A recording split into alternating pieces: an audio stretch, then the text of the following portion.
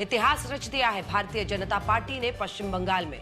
पश्चिम बंगाल में उनकी सरकार बनी है आजादी के बाद पहली बार। और सबसे बड़ी बात यही है कि इस पूरे संघर्ष को याद करते हुए आज गृह मंत्री अमित शाह ने भारतीय जनता पार्टी के उन कार्यकर्ताओं को नमन किया। कहा कि बीजेपी को ये जीत मुफ्त की नहीं मिली है।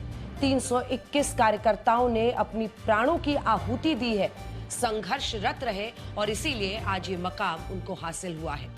शुभेंदु अधिकारी को सीएम पद के लिए घोषित कर दिया गया है।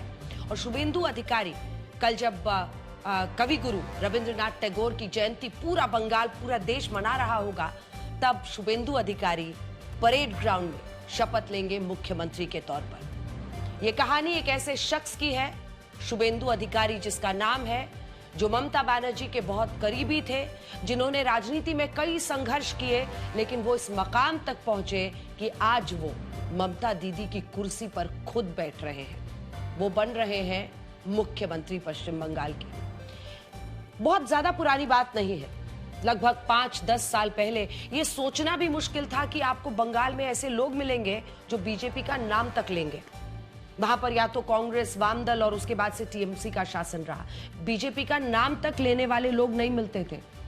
बीजेपी का चुनाव चिन्ह, उनका झंडा लेकर घूमने वालों को धीरे धीरे जुटाना, पार्टी को इस मकाम तक पहुंचाना और फिर ऐसे लोगों को जोड़ना अपने साथ जो पार्टी के लिए ताकत बने, जो धमकियों के बावजूद जमीन पर डटे रहे।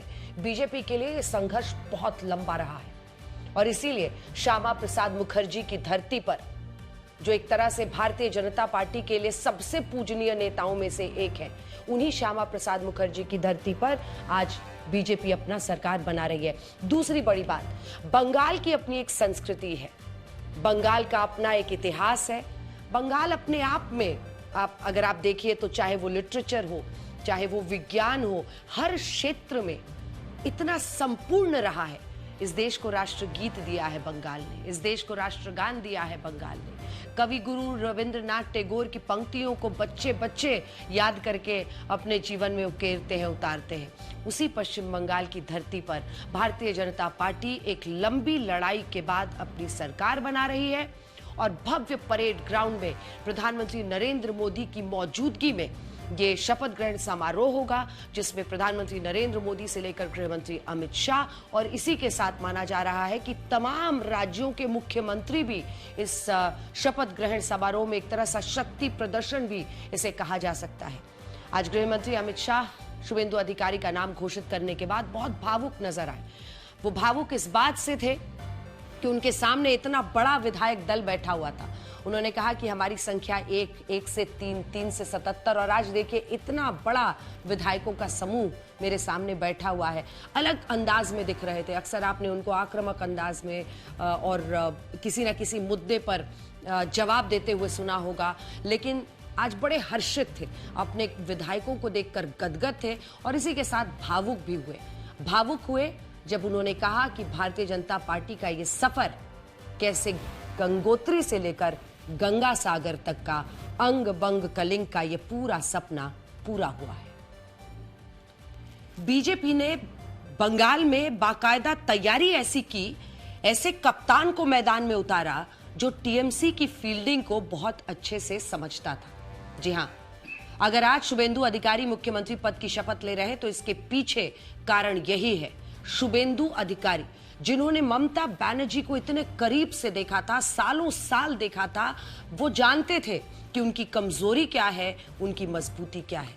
याद कीजिए वो दिन जब लगभग साल 2020 में शुभेंदु अधिकारी बीजेपी में आए, तब सिर्फ 3 विधायक थे।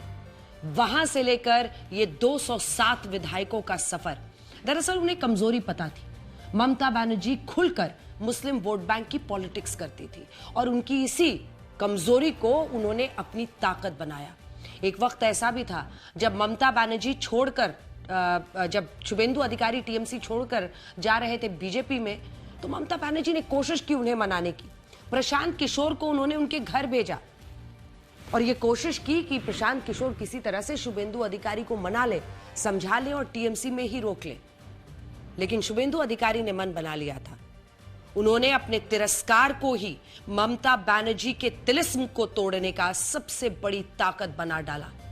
वो अडिग रहे, वो आगे बढ़े, एक स्ट्रैटेजी के तहत बढ़े। उन्होंने हिंदुत्व की पिच पर उतरकर जबरदस्त बैटिंग की और शायद यही वजह थी कि आज अंजाम यह है 207 विधायक बीजेपी के वो सीएम बन रहे।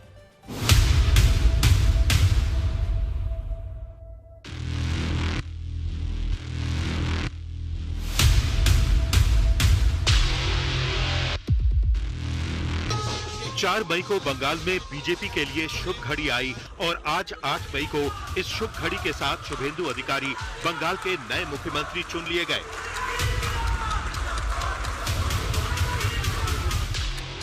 सिर्फ 6 साल पहले तक शुभेंदु अधिकारी ममता बनर्जी के सबसे भरोसेमंद सिपहसालार थे। उन्हें टीएमसी में ममता बनर्जी का उत्तराधिकारी माना जाता था, लेकिन इसके बाद परिवारवाद की राजनीति के कारण उन्होंने अपमान का घूंट पिया।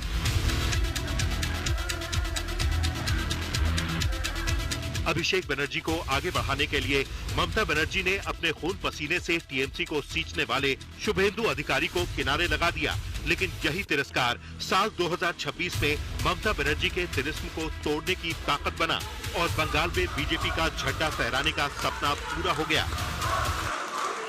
शुभेंदु दा ने गत चुनाव में दीदी को नंदीग्राम में हराया था। मैंने दीदी का एक इंटरव्यू देखा था, वो कहती थी मैं इनके गढ़ में लड़ने के लिए चली गई। दीदी इस बार तो शुभेंदु दा ने आपके घर में आकर हराया है। केंद्रीय पर्यवेक्षक के रूप में मैं श्री शुभेंदु अधिकारी जी को पश्चिम बंगाल विधानमंडल दल के नेता के रूप में निर्वाचित घोषित करता हूं। शुभेंदु अधिकारी बंगाल की राजनीति में जायंट किलर बनकर उभरे और ऐसा नहीं है कि ममता बनर्जी उनकी योग्यता को जानती नहीं थी। 2007 में नंदीग्राम की लाल मिट्टी पर संघर्ष करने से लेकर 34 साल पुराने वाम शासन की जड़ों को हिलाने तक शुभेंदु अधिकारी ने ममता बनर्जी के लिए सब कुछ किया। साल 2019 तक शुभेंदु अधिकारी टीएमसी में ममता बनर्जी के बाद नंबर 2 माने जाते थे। उनकी टीएमसी के कैडर पर मजबूत पकड़ थी और ये बात ममता बनर्जी भी जानती थी। लेकिन इसके बाद शुभेंदु अधिकारी के साथ वही हुआ जो ज्यादातर परिवारवाद वाली पार्टियों में होता है। अभिषेक बनर्जी को आगे बढ़ाने के लिए शुभेंदु अधिकारी को पीछे धक्का दिया जाने लगा। स्थिति ये हो गई कि ममता बनर्जी भी शुभेंदु अधिकारी की अनदेखी करने लगी।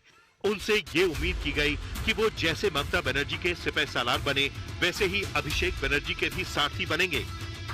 ये शुभेंदु अधिकारी के साथ नाइंसाफी थी और इसे ममता बनर्जी भी समझ रही थी, लेकिन इसके बावजूद ऐसा होने दिया गया।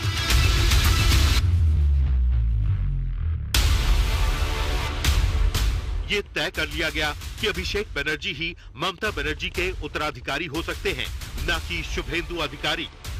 इसी के बाद शुभेंदु अधिकारी ने यह तय किया कि वो अब और नहीं सहेंगे। उन्होंने पहले मंत्री पद से इस्तीफा दिया और इसके 1 महीने बाद विधायक पद से इस्तीफा दिया। इन दोनों इस्तीफों के बीच 1 महीने का अंतर इसलिए था क्योंकि ममता बनर्जी शुभेंदु अधिकारी को टीएमसी में ही रखना चाहती थी।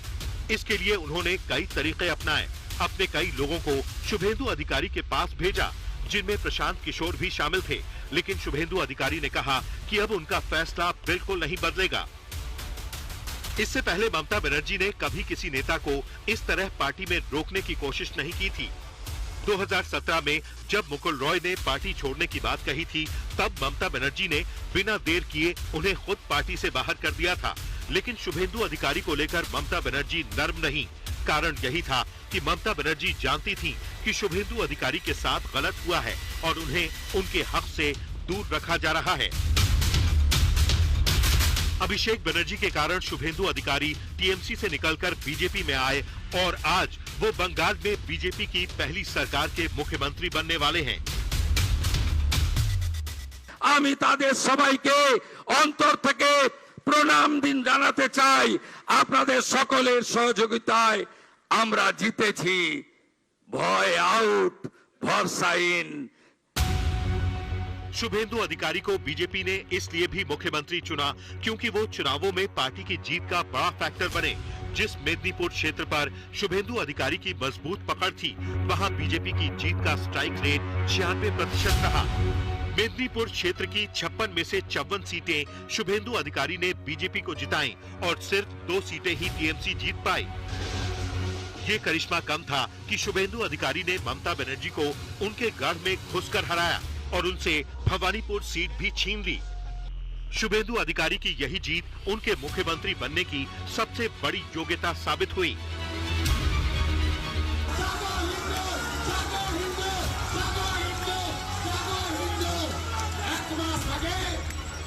পাঁচটা মন্দিরে গোমাংস ফেলেছে, ভুলে গেছেন, ভুলে গেছে সম্পদ, ভুলে গেছে সম্পদ। আমি বলি না, ভুলতে পারে না, ভুলতে পারে না। शुभेंदु अधिकारी पश्चिम बंगाल के चौथे ऐसे मुख्यमंत्री होंगे जो ब्राह्मण समुदाय से हैं। इससे पहले 15 साल तक मुख्यमंत्री रही ममता बनर्जी, 10 साल तक मुख्यमंत्री रहे बुद्धदेव भट्टाचार्य और 2 साल तक मुख्यमंत्री रहे अजय मुखर्जी भी ब्राह्मण समुदाय से थे। इसके अलावा कायस्थ समुदाय से बंगाल में 3 मुख्यमंत्री बने, जिनमें बिधान चंद्र रॉय, प्रफुल्ल घोष और ज्योति बसु का नाम शामिल था। जबकि सवर्ण समाज से ही वैद्य समुदाय के 2 मुख्यमंत्री बने, जिनमें प्रफुल्ल सेन और सिद्धार्थ रॉय का नाम शामिल है। शुभेंदु अधिकारी 55 साल की उम्र में बीजेपी के मुख्यमंत्री बनेंगे। इससे पहले बीजेपी के 9 मुख्यमंत्री ऐसे रहे जो 55 साल से कम उम्र में मुख्यमंत्री बने और 7 मुख्यमंत्री ऐसे रहे जो 55 साल से ज्यादा उम्र में मुख्यमंत्री बने। यहाँ हम बीजेपी के मुख्यमंत्रियों की उम्र इसलिए बता रहे हैं क्योंकि बीजेपी में ये ट्रेंड है कि जो नेता 55 साल या उससे कम उम्र में मुख्यमंत्री बनता है, उसे लगातार दूसरी बार मुख्यमंत्री बनने का मौका जरूर मिलता है। जैसे योगी आदित्यनाथ 45 साल की उम्र में मुख्यमंत्री बने थे और अब तक 2 बार लगातार मुख्यमंत्री रह चुके हैं और उनका तीसरा चुनाव अगले साल है। और आप सबने ये तस्वीरें तो देखी ही होंगी जब शुभेंदु अधिकारी ने योगी आदित्यनाथ को साष्टांग दंडवत प्रणाम किया था।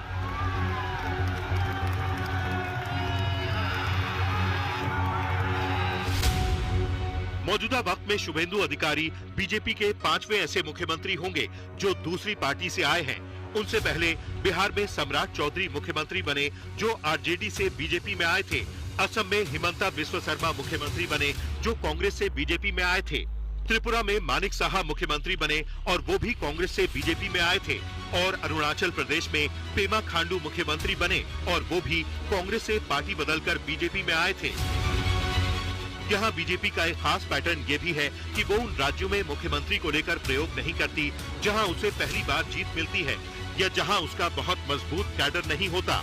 असम में भी उसने यही किया और अब पश्चिम बंगाल में भी वो यही कर रही है।